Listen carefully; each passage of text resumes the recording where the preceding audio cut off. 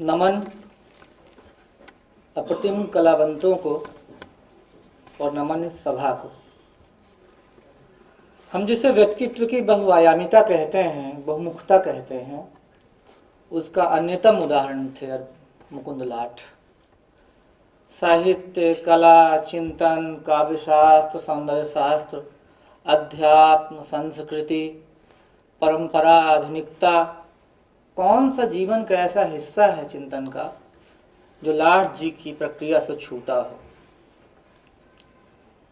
एक पूरा अंतरानुशासन एक व्यक्ति के भीतर वैचारिकता के रूप में सामने आ रहा है। कवि, संगीतकार, मूर्तिकार, अनुवादक और जाने क्या क्या। भाषाओं को लेकर, चाहे वो संस्कृत हो, प्राकृत हो या अंग्रेजी हो, सभी के प्रति उनकी बहुत गहरी दृष्टि थी। अंग्रेजी अगर उनके लिए आगंतुक अनुशासनों को जानने का जरिया थी, तो संस्कृत उनके लिए अपने ज्ञान, विज्ञान और चिंतन का माध्यम थी। और देखिए, जीवन के अंतिम क्षणों में भी लाट जी ऋग्वेद की ऋचाओं का अनुवाद कर रहे थे। और शायद अगर मुझे सही जानकारी है तो 100 से अधिक ऋचाओं का उन्होंने अनुवाद कर दिया था।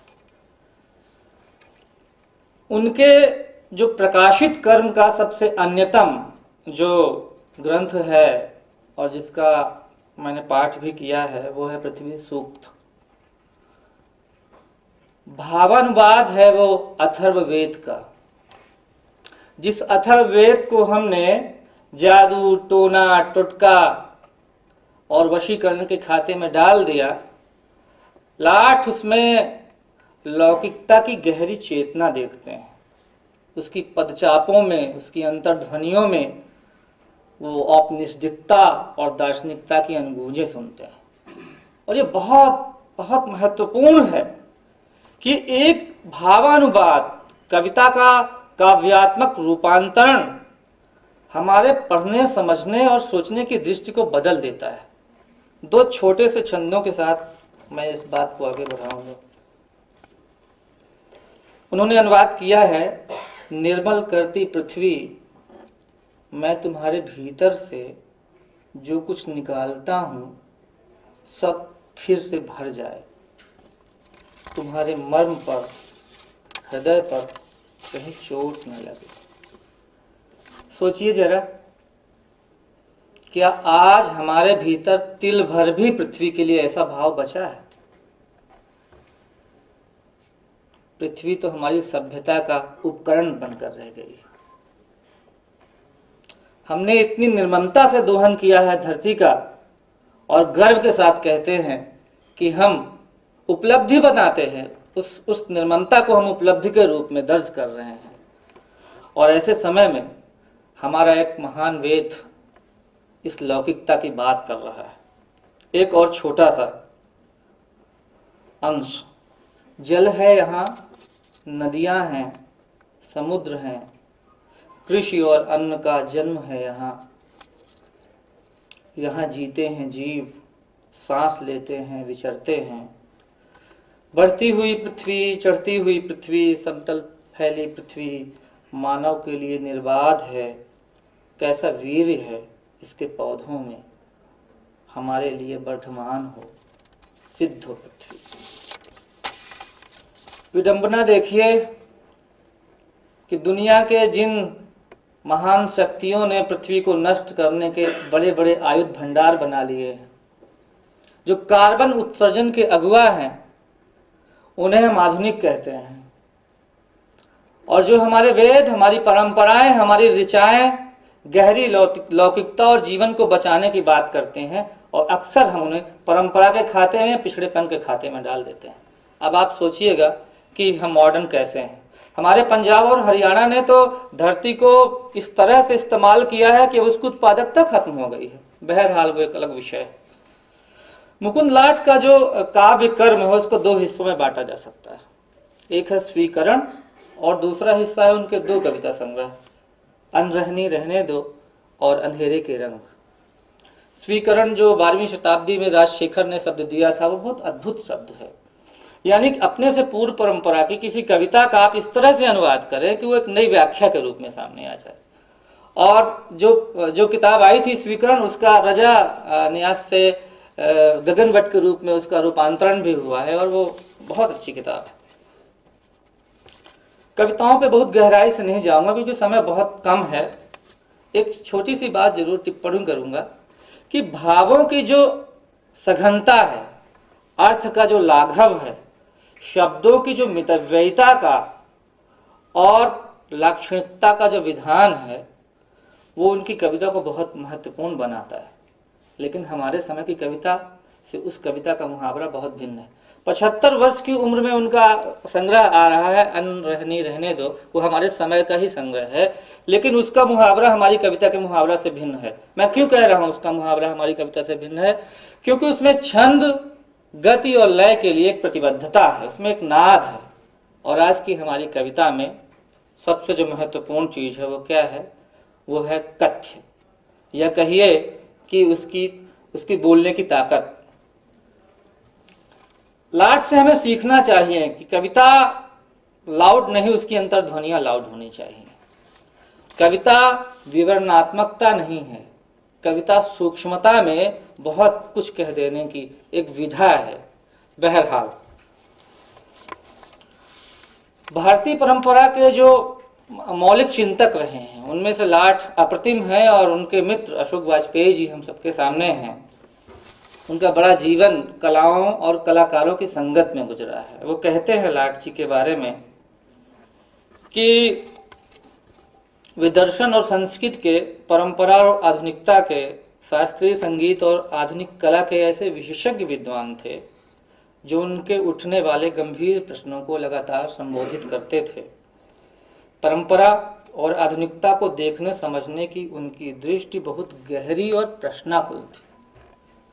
ये जो प्रश्नाकुलता वाला मुद्दा है, ये उनकी पूरी चिंतन धारा में, आपको पूरी भावन किताब का अध्ययन करिए या उनके अन्य रचनाओं का अध्ययन करिए तो आप पाएंगे कि उनके यहाँ परंपरा और आधुनिकता को लेकर बहुत बंद रहा है। लेकिन हमारे यहाँ क्या है? आधुनिकता मतलब पश्चिम की आधुनिकता।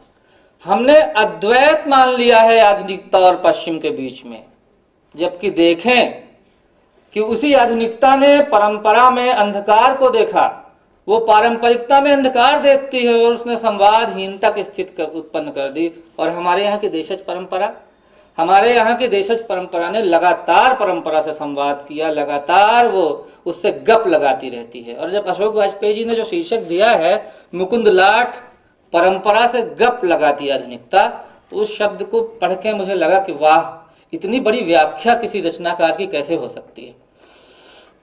वो लिख सकते थे कि परंपरा से संवाद करती आधुनिकता, लेकिन भारतीयता का, भारतीय समाज का और हमारे चिंतन धारा में जो गप का महत्व है, गप के भीतर की जो उन्मुक्तता है, उसकी जो सहजता है, उसका भावन करने के लिए ये शब्द दिया गया है। और अगर उस गप को देखना है तो राजेश जोशी के बहुत महत्वपूर्ण किताब की ओर आप जाइए, किस्सा कोता, गप का क्या रूप हो सकता है, उसमें देख सकते हैं। तो ये जो गप लगाने वाली परंपरा है लाट के भीतर, वो बहुत अद्भुत है और वो एक नए तरह का चिंतन हमारे सामने रखते हैं। वो कहते हैं कि जब मैं कहूंगा कि कुमार गंधर्व आधुनिक हैं तो 50 लोग मुंह बनाएंगे कि गंधर्व कैसे आधुनिक हो सकते हैं। हमने मान लिया है कि जो शास्त्रीय संगीत है, जो नृत्य है, जो परंपरा है, वो बहुत पीछे की चीज है, जबकि भारतीय शास्त्रीय संगीत के अंदर ही बड़े क्रांतिकारी परिवर्तन किए हमारे संगीतकारों ने। और लेकिन हम जब संगीत की बात आएगी, नृत्य की बात आएगी, तो अमूमन ये मान लेते हैं कि वो पारंपरिक है और कहते हैं कि पश्चिम का घासलेटी गाना भी आ जाएगा तो हम उसे मॉडर्न कह लेते हैं। ये जो मॉडर्न समझने की हमारी पूरी अंधदृष्टि है, जो हमारी हदबंदी है, उसके खिलाफ लगातार ये लेखक काम करता है और उसकी चिंतन धारा में ये बिंदु सबसे महत्वपूर्ण रूप से सामने आता है। वो कहते हैं कि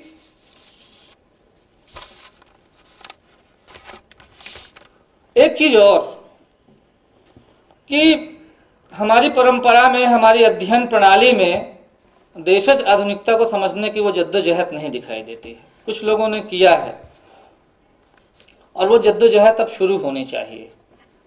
वो बार बार इस बात को कहते हैं कि पश्चिम में जो आधुनिकता पैदा हुई वो कहाँ से पैदा हुई? परंपरा से ही तो पैदा हुई, और उसने चिता चुकी है। उसने खुद ही, आधुनिकता ने खुद ही परंपरा बना दी। और जब उत्तर आधुनिकता आई तो उसने खुद कहा कि तुम्हारे सारे वृत्तांत फालतू किस्म के हैं। उस आधुनिकता के सामने उत्तर आधुनिकता ने इस तरह की चुनौती शामिल की, और वो आधुनिकता किस तरह से देखने की कोशिश करती है। अभी अभी कल जब मैं बैठा हुआ था तो सुन रहा था, तो मुझे लगा कि ये जो सप्त सुर है हमारे भारतीय संस्कृति के चिंतन परंपरा के, क्या इनमें कोई अनकहा साझापन भी है जो अलग अलग क्षेत्रों में काम कर रहे हैं? तो मुझे लगा कि मुकुंद लाट चिंतन के क्षेत्र में जो काम कर रहे हैं वही काम हबीब तनवीर नाटक के क्षेत्र में कर रहे हैं। और अभिषेक त्रिपाठी जी बैठे होंगे, जब रीवा में नाटक करने गए थे तो वहां बसदेवा शैली के भी गीतों का प्रयोग कर रहे हैं। इतनी चेतना, तो जो काम कर रहे हैं नाट्य के क्षेत्र में, और वही काम आप देखें कि कुमार गंधर्व संगीत के क्षेत्र में कर रहे हैं, और स्वामीनाथन वही काम कलाओं के अन्य क्षेत्र में कर रहे हैं। यानी भारतीय परंपरा के मूल स्रोतों को पहचानने और उसके कलात्मक चिंतन को जानने को लेकर इन सभी रचनाकारों के भीतर, इन सभी कला सर्जकों के भीतर एक गहरी दृष्टि है, और उस बिंदु पर ये एक दूसरे से मिलते हैं। एक बात अंतिम करके मैं अपनी बात को खत्म करूंगा कि मुकुंद लाट इन तीनों से किस मामले में भिन्न है। शास्त्र और लोक के बीच जो पगडंडियां बनाने का काम कुमार गंधर्व ने किया, जो काम हबीब तनवीर साहब ने किया, जो स्वामीनाथन ने किया, वो काम लाट जी न कर पाए। क्यों न कर पाए? क्योंकि उनकी पूरी चिंताएं दर्शन, अध्यात्म और चिंतन के उन क्षेत्रों में रहीं जहां लोक के लिए बहुत स्पेस नहीं बना। यानी उनके चिंतन में जो लोक का रंग बिखरना चाहिए था वो उस रूप में बिखर नहीं पाया। सांगीतिक चिंतन से लेकर और बहुत सारे चिंतनों पर बातचीत हो सकती है, उनके नाट्य सिद्धांत पर, कला संबंधी सिद्धांत पर, मगर समय की अपनी मर्यादा है, उसकी सीमा है। इसलिए आप सबने मुझे समय दिया, उसका बहुत बहुत धन्यवाद।